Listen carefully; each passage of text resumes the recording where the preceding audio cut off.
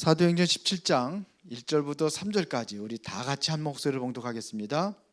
그들이 암비볼리와 아볼로니아로 다녀가 데살로니가 이르니 거기 유대인의 회당이 있는지라 바울이 자기의 관례대로 그들에게 들어가서 새 안식일의 성경을 가지고 강론하며 뜻을 풀어 그리스도가 해를 받고 죽은 자 가운데서 다시 살아나야 할 것을 증언하고 이르되 내가 너에게 전하는 이 예수가 곧 그리스도라 하니. 아멘. 자, 오늘은 10가지 복음화 중에서 오늘은 렘넌트를 복음화하라.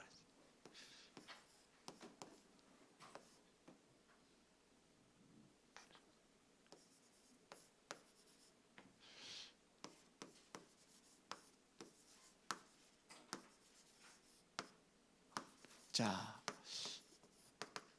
우리가 어디를 복음화해야 되는가? 우리는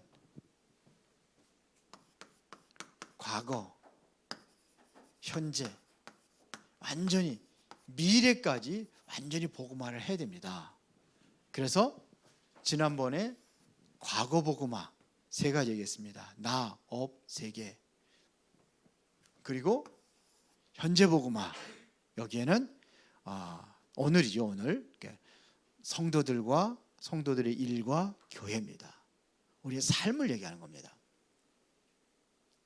자, 그러면서 이제는 미래 복음화인데 미래 복음화에는 4가지가 있다고 그랬습니다. 그렇죠? 그래서 미래 복음화에는 오늘부터 이제 미래 복음화에는 4가지. 그게 뭐예요? 가장 중요한 게 강단이죠. 강단. 그리고 중직자라는 것은 누굴 얘기하는 겁니까? 교회의 중요한 직분을 맡은 사람들 중직자라고 하는 겁니다. 여기에 또 중직자들이 살아나야 되겠죠. 이 미래를 향해서 우리가 이제 가는 겁니다. 말씀은 뭐냐면 미래예요. 미래를 얘기하는 겁니다. 중직자들도 미래를 위해서 우리가 가는 거예요. 특히 우리 렘넌트.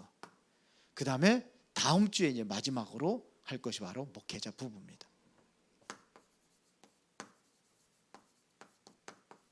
이게 이제 다음 주 금요일 날 메시지입니다.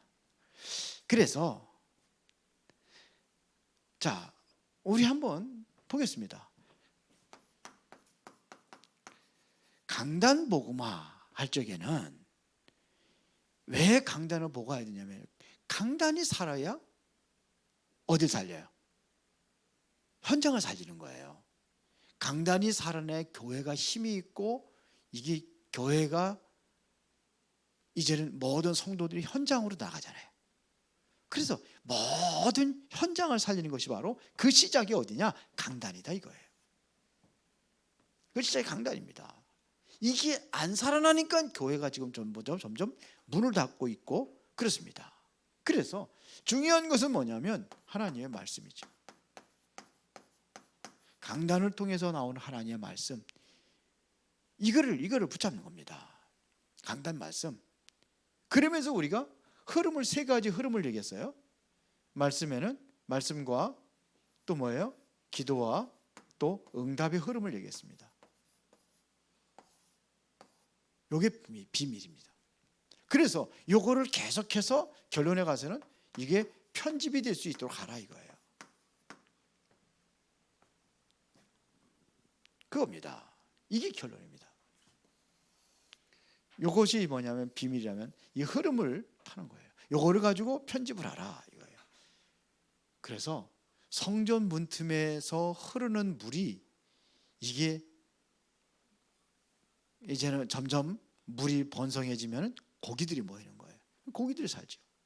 그러면 고기들이 살아나니까 또 누가 살아요? 어부도 살죠.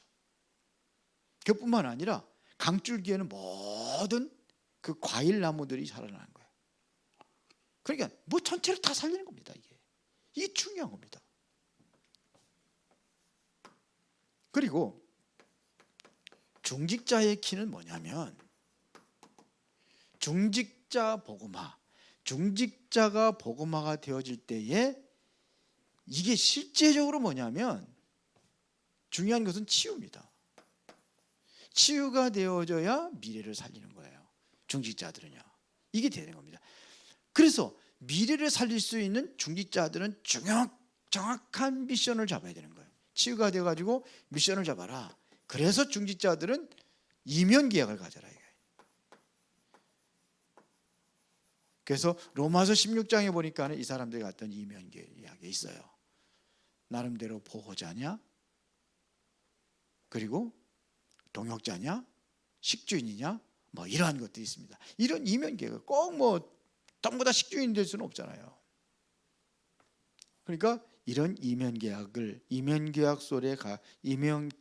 속에 있으면은 날이 갈수록 완성되는 응답을 누리게 돼 있다. 이런 얘기입니다. 오늘은 렘넌트 복음화입니다.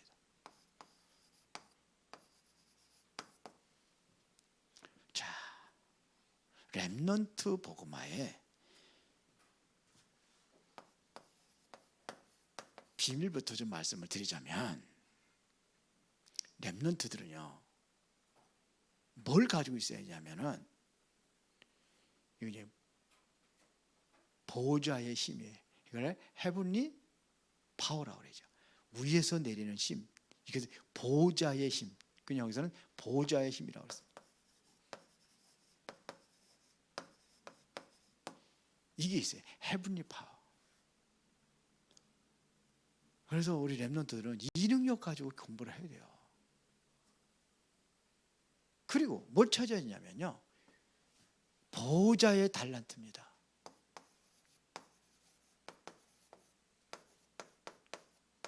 다시 말하면 헤븐리 탤런트, 그리고 보호자의 미션이에요.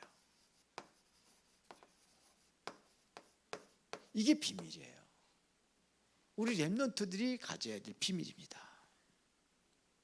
이거라야 세계를 정복할 수가 있는 겁니다. 그래서 이것이 되어져야 되는 거예요. 그래서 이것을 위하여 393 기도를 하는 거예요. 우리 렘넌트도 393 기도해요? 응? 공부하냐 바빠서 못해? 선우, 그래서 못해? 그러면 응? 해. 이거 위해서 내가 기도문까지 다 써줬잖아. 가지고 있어? 가지고만 있어? 가방에다 넣고 다녀? 진짜 해봐. 이걸 해. 나는 해요. 오늘도 맨발 걸으면서 한 하루를 우러러보면서 나무 숲 사이에서 이제 아침보다도 이제 주로 오후에 가거든요. 내려지는 그 햇살을 맞이하면서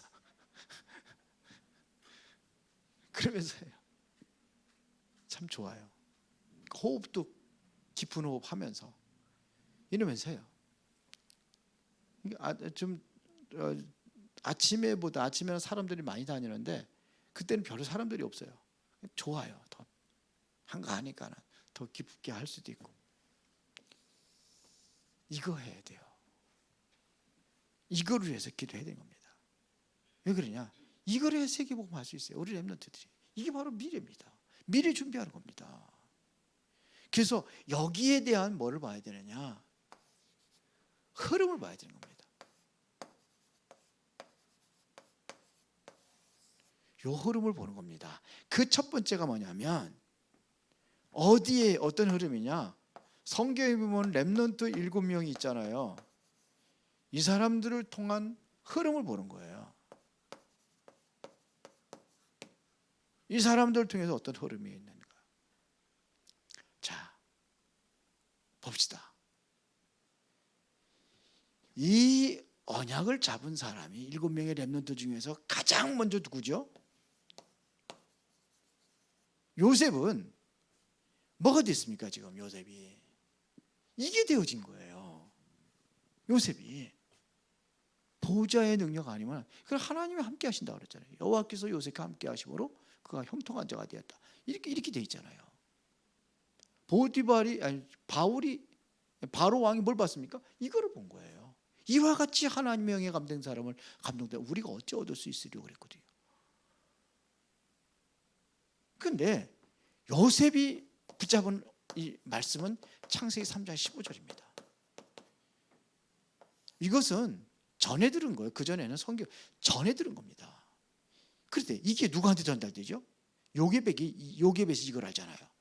그래서 누구한테 전달하죠? 모세에게 전달하는 겁니다. 모세가 이거를 그래서 성경을 기록한 게 그때 모세가 창세기를 기록한 거예요. 이 흐름이 모세가 어떤 이유가 가지고 있습니까? 이것을 가지고 있는 거예요. 모세가 자기 능력으로 했습니까? 모세가 뭐였습니까? 이거를 모세가 바로 전달된 겁니다. 그래서 출애굽기 3장 18절에 보세요. 이 여자 잡은 겁니다. 이게 바로 어머니로부터 들었던 그 비밀 아닙니까? 이게 7명의 렘넌트들에게 쭉 전달이 되는 겁니다. 그렇죠? 어디까지 가냐? 결국은 쭉 전달 가져가서 바울과 초대교회 아닙니까? 베드로가 뭐라고 그럽니까? 주는 그리스도시요 살아계신 하나님의 아들이 이거 고백한 거예요. 어떻게 초대교회 그 힘없는 사람들이 할 수 있었느냐? 이거예요. 요거예요. 요게 비밀이다 이거예요. 그래서 자, 내가 이 언약을 붙잡고 있으면은 또 다른 렘넌트들에게 이게 쉽게 전달이 되는 거예요.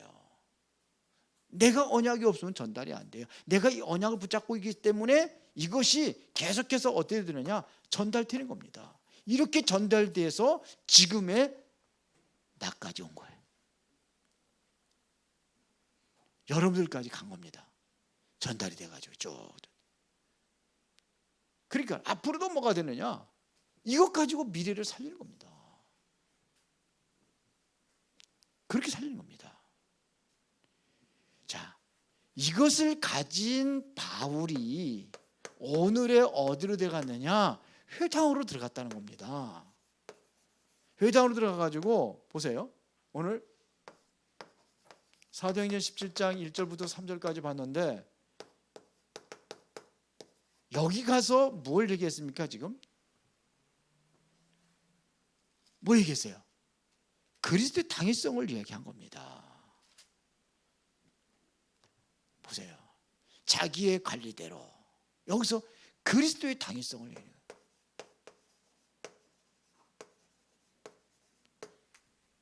이걸 얘기한 겁니다. 3절의 뜻을 풀어 그리스도가 해를 받고 왜 죽은 자 가운데서 살아나야 할 것을 증언했다고 되어 있습니다.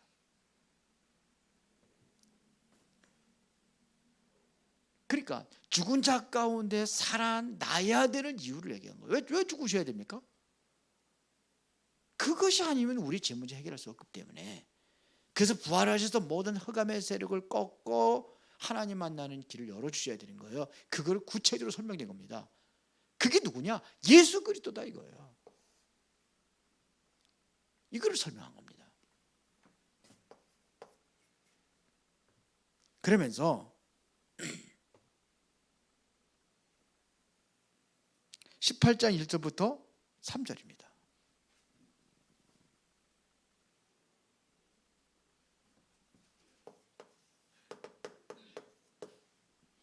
보세요. 여기 뭐 들어요? 그 위에 바울이 아덴을 떠나 고린도에 이르러 아굴라라 하는 본도에서 난 유대인 한 사람을 만나니 글라우디가 모든 유대인을 명하여 로마에서 떠나라 한 고로 그가 그 안에 브리스길라와 함께 이달리아로부터 새로운지라 바울이 그들에게 가매 생업이 같음으로 함께 살며 일을 하니 그 생업은 천막을 만드는 것이다. 그러니까 자기의 뭐 가지고요? 이게 중요한 사람을 만난 거예요. 이 사람이 산업인입니다. 사업하는 사람입니다. 이 사람 만나가지고 어디로 가느냐? 회당으로 또 들어간 거예요. 이 만남을 통해서 회당으로 들어간 겁니다. 이게 만남이 우연한 만남이 아니죠. 이게 하나님의 재창조를 이룰 수 있는 만남이 된 거예요. 브리스가 아굴라가 바울의 동역자가 됐거든요. 동역자. 아예 그냥 목숨을 내놨다고 그랬어요. 그러니까 바울이 그 사람을 만나가지고 이 사람을 어떻게 만들었느냐? 회당으로 만들었어요. 그러니까 바울이 그 사람을 만나가지고 이 사람을 근데 이 사람이 부스아굴라 무덤이 로마에 있다 그래. 그럼 로마 복음화의 귀한 일을 감당한 거예요. 그 로마서 16장 이 3절 4절에 거기 나와 있잖아요. 이 사람들이 바울에서 목숨을 내어놨다 그랬습니다. 회당이. 그러니까 이게 후대들을 살리기 위해서 이쪽으로 들어가는 겁니다. 보세요. 19장 8절에 보면은 석 달 동안 여기서 뭘 얘기했냐면요, 하나님의 나라, 이거를 석 달 동안 전했다고 그랬어요. 하나님의 나라에 대해서 이거를 설명한 겁니다. 하나님의 나라를. 어디에서요? 회당에서. 우리 렘넌트들이 바로 알아야 될 것은 뭐냐, 그리스도가 왜 죽으시고 부활하셔야 되는지, 왜 그리스도여야만이 되어야 되는지, 그리스도가 아니면 안 되게 돼 있어요. 그래서 여러분들이 뭘 회복해야 되냐면 예배를 회복해야 되는 거예요. 그래서 여기 17장에 보면 안식일마다 그랬어요. 안식일마다. 그렇죠? 새 안식일에 성경을 가지고 그랬습니다. 여기에. 그래서 이거를 전달해야 되는 거예요. 그러면 세 번째, 하나님의 방법입니다.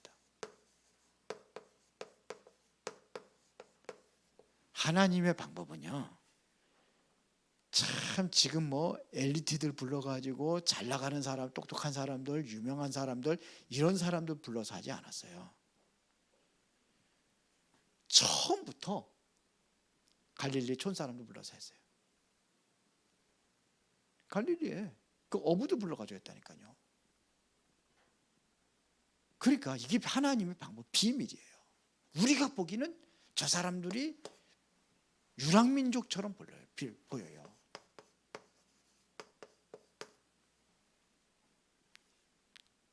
그런데 이 속에 큰 비밀이 있다는 얘기입니다.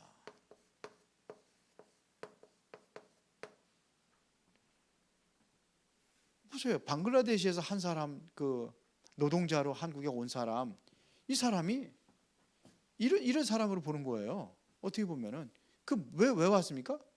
유랑민이요. 뭐 어떻게 보면 먹고 살려고 이렇게 떠돌아다니는 것 같이 보여. 그런 거예요. 그런데 한 사람이 어떻게 됐습니까? 그래서 복음 받고 나가지고 확실하게 사명자로 가가지고 지금 목숨 걸고, 예? 복음 운동하잖아요. 본인 나라에 가가지고 이슬람 국가이기 때문에 마음대로 복음 전하지 못해. 그것 때문에 감옥에 갇히고 이러면서 하는 겁니다. 하나님의 방법이 그래요. 그래서 우리가 다민족 중요하다는 겁니다. 그 중에 뭐가 있냐? 남은 자가 있는 거예요. 이게 렘넌트입니다. 남은 자, 앞으로도 남을 자, 남는 자,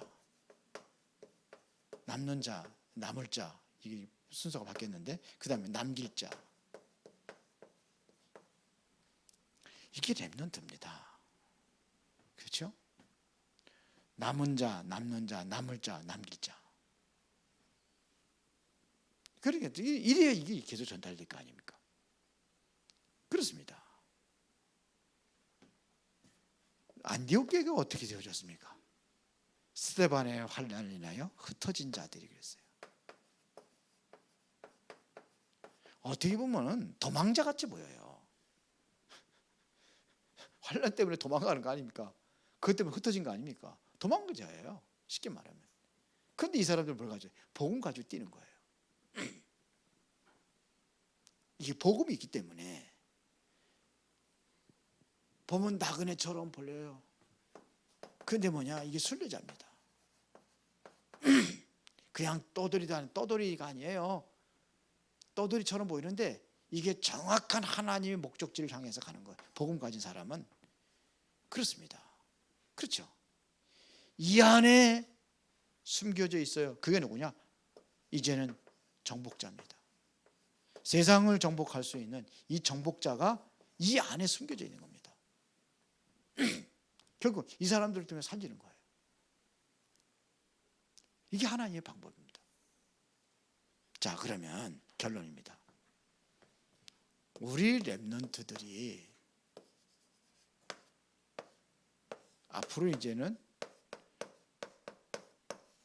5차 산업의 주역으로 세워져야 되는 거예요. 5차 산업의 주역으로 세워져야 돼요. 그 시대를 움직일 수 있는 사람. 2030년부터 지금 렘넌트들이 이제 뭐냐? 2050년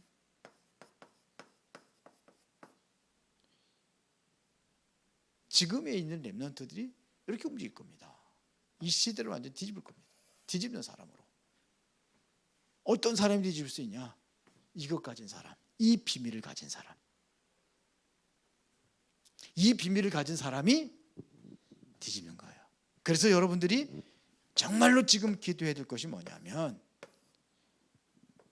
성삼위 하나님을 위해서 기도하는 거예요. 성삼위 하나님. 여러분들의 모든 우리 렘넌트들의 학업과 가정과 모든 현장 위에 보호자의 축복이 이루어지기 위해서 기도해야 되는 거예요. 보호자 여러분들 알죠? 우리가 회복해야 돼요. 하나님의 형상, 영적인 생명. 창세기 2장 7절이죠. 그리고 우리의 삶이 바로 보호자의 배경을 누릴 수 있는 에덴이에요. 그 다음에 또 뭐예요?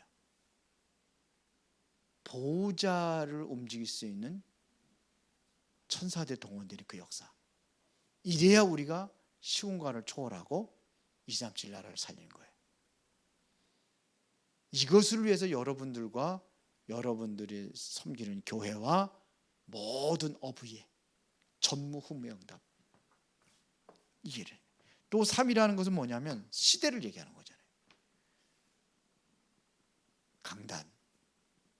강단 말씀 붙잡고 중직자들이 일어나야 되고, 그리고 뭐냐, 이제 미래 살릴 렘넌트들이 일어나는 거예요. 이거를 3이라고 그러죠. 뭐 과거 현재 미래도 뭐 3시대 이야기할 수 있지만 중요한 것은 뭐냐면 강단과 중직자들과 렘넌트들 얘기하는 거예요. 그래서 이거를 늘 우리가 기도하는 겁니다. 특히 렘넌트들에게는 이것이 이루어지기 위해서. 그래야 세계복음할 수 있습니다.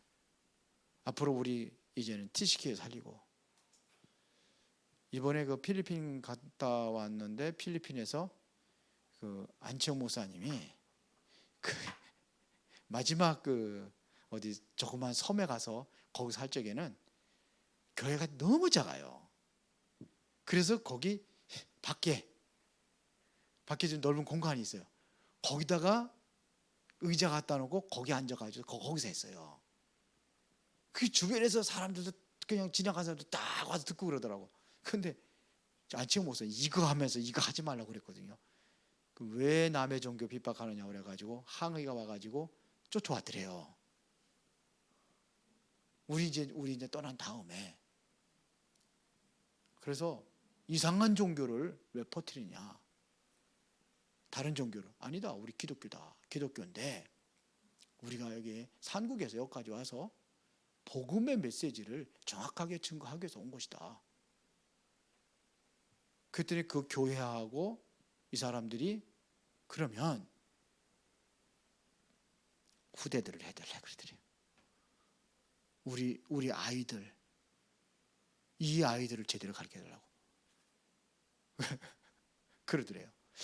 이 사람들도 후대들에게 그냥 방목이 거기는 많이 낳고 그냥 제멋대로 막 하게 그런 줄 알았더니 여기에 관심.